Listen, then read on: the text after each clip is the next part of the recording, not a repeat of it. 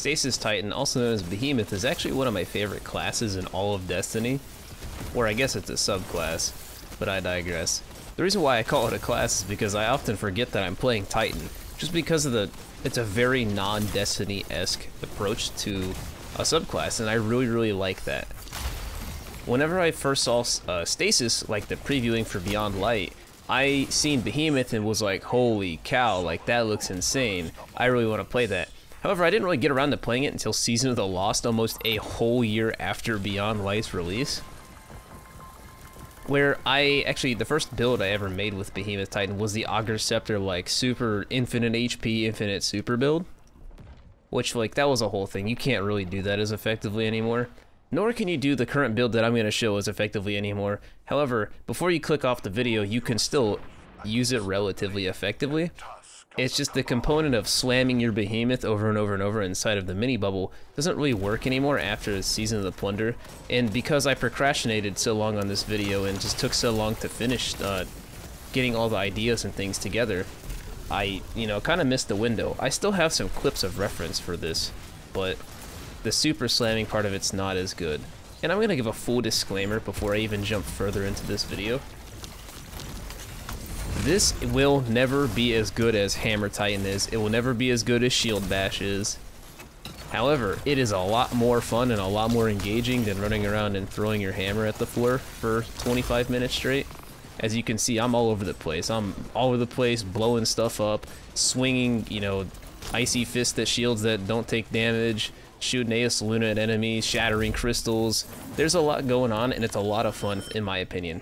So if you want to find a way to kind of mix up the gameplay and do something that's just not super meta, but it's still very effective, I feel like Behemoth is definitely in a spot where you could do that. This is obviously for PvE. Behemoth is always good in PvP, no matter what the very weird public opinion is that suggests that it's not good at all for whatever reason.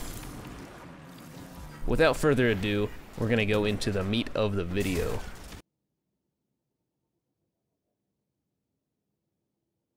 Getting started on how this build is going to begin, we're going to take a look at our kinetic weapon, or our stasis weapon, which is, I use Aeos Luna. And the reason for this, the reason for this is because it has Headstone.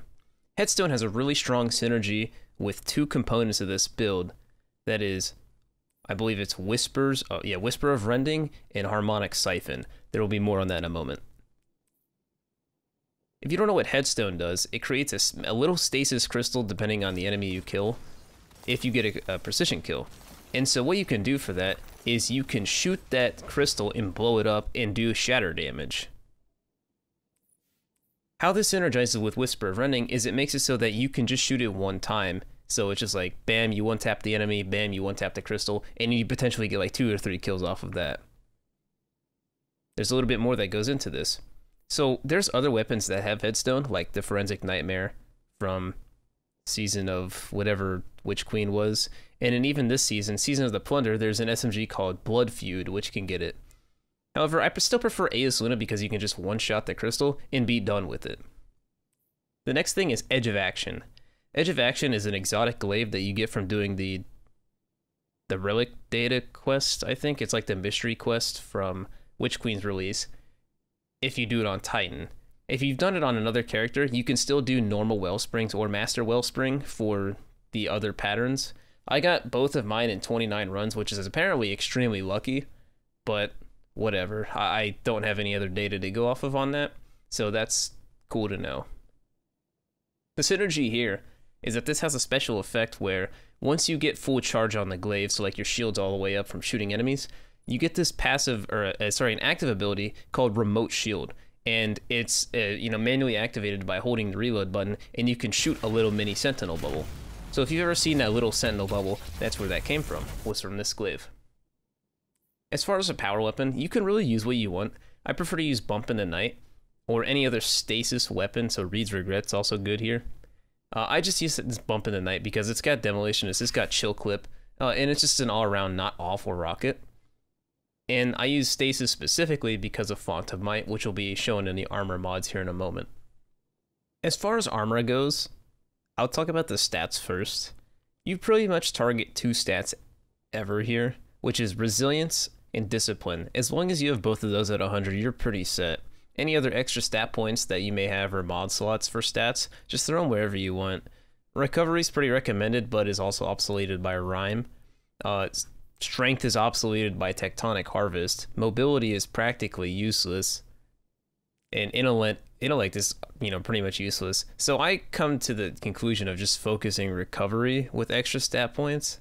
But, I mean, just do whatever you want at that point. This is like such a... It doesn't... You're going to get the same result no matter what you do. So, that's something to keep in mind. So, as far as the armor mods go, let's start with the helmet. I use Ashes to Assets because whenever you use your Glacier Grenade, damage from that Glacier Grenade, including from the Shatter, so whenever you throw your barricade up to shatter it, will give you that super energy. You only want one of these Ashes to Assets mods because as far as I know, they don't stack. I looked at the datasheet, it suggested that they don't stack. This could be incorrect now or at a future patch. You want Harmonic Siphon for a synergistic approach with Headstone. Whenever you create those Headstone crystals and you shatter it and get a kill with it, you will generate an orb because that counts as weapon damage. And I think this was because, I don't know, that's just how it works. It could be Bungie jank, it could be deliberate. I also use Elemental Charge on my helmet. However, you could use whatever you want in this slot as long as it's one of the few mods that I've shown. And there is a little bit of leeway with what Elemental Well mods you go for. Again, I just have Artifice Armor or Artifice Armor. And I just have this right hook, bottomless bounty 1 because I wanted to try this build out with Blood Feud. However, I, for the life of me, cannot get a deep sight version of it, so we're gonna just move past that.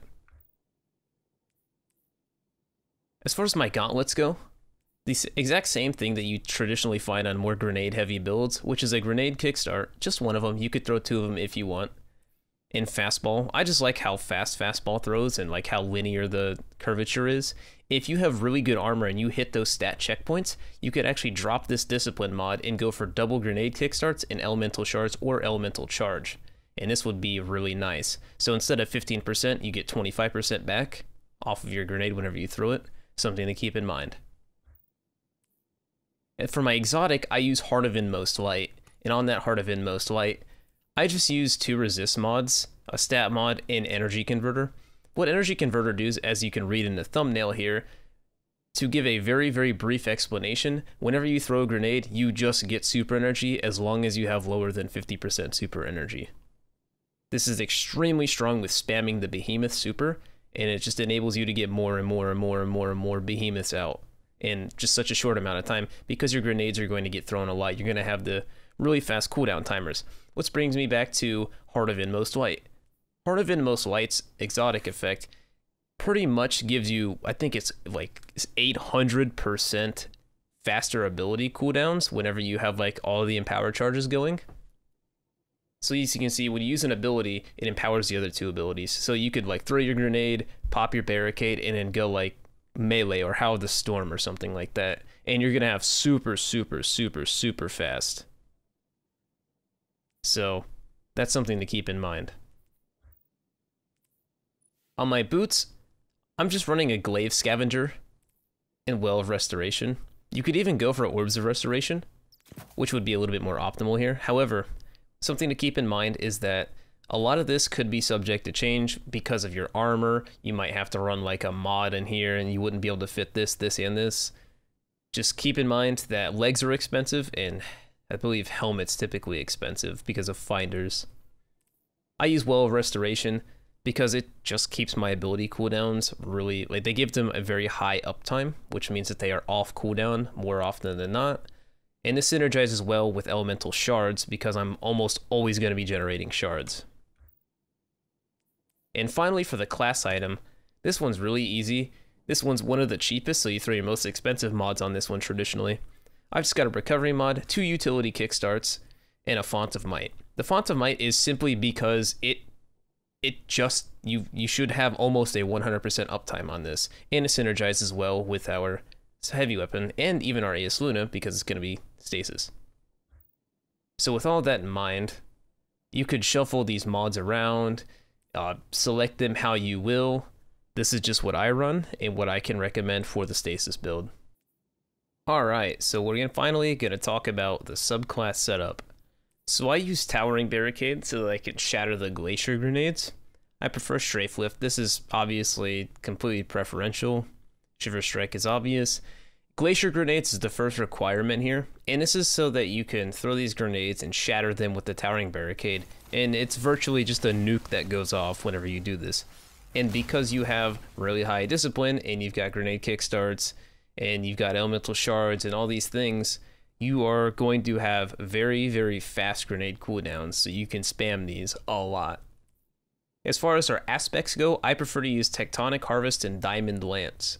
Tectonic Harvest is obviously because it's going to give you the stasis shards, and you also get 2 fragment slots.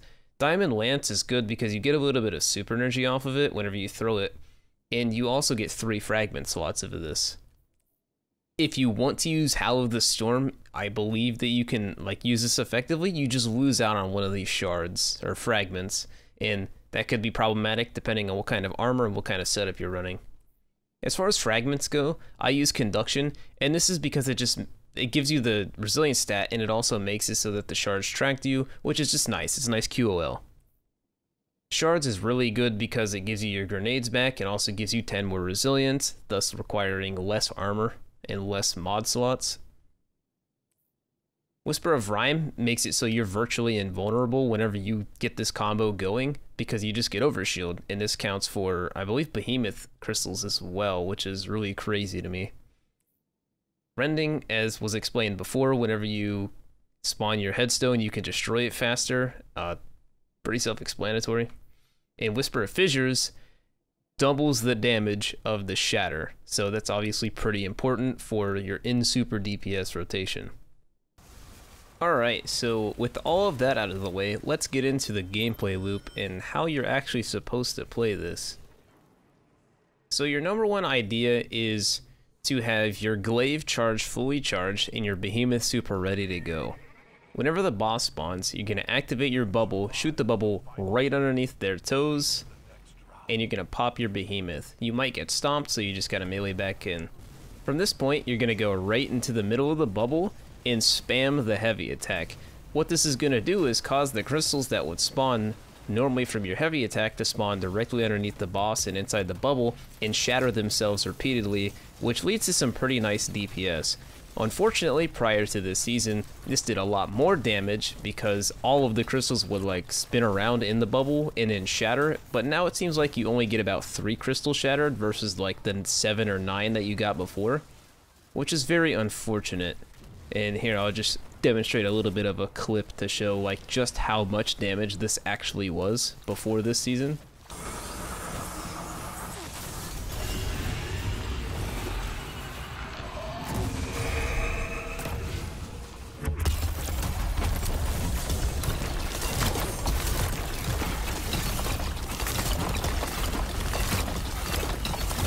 Oh, this is beast.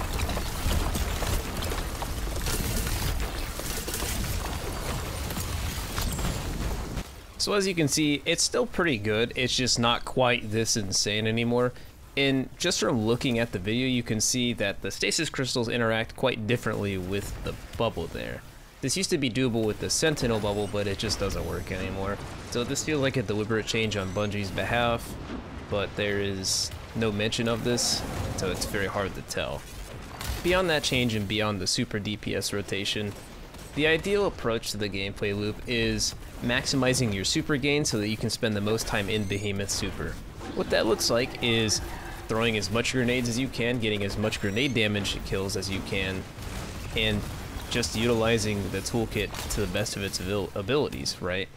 Whatever you have available, it's good to use. Of course, you're going to want to use all 3 of your abilities at almost every single time they come off cooldown where you can use them so that you maximize your ability cooldown uptime and your enhancements with Heart of Inmost Light.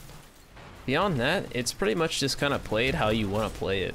You virtually have unlimited health as long as you can throw a grenade and make crystals and collect your crystals, so that's something to go in mind with. This isn't really one of those super staple this is how you do this or you fail kind of loops like it is with the Starfire Protocol build.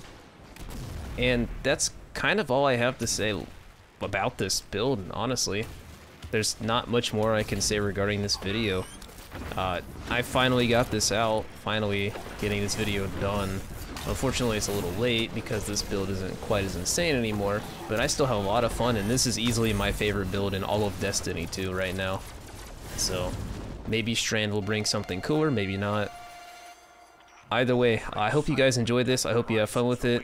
There's all kinds of minor optimizations or changes that you can do to make this work for you. So definitely experiment with it, try it out, and let me know what you think. See you later.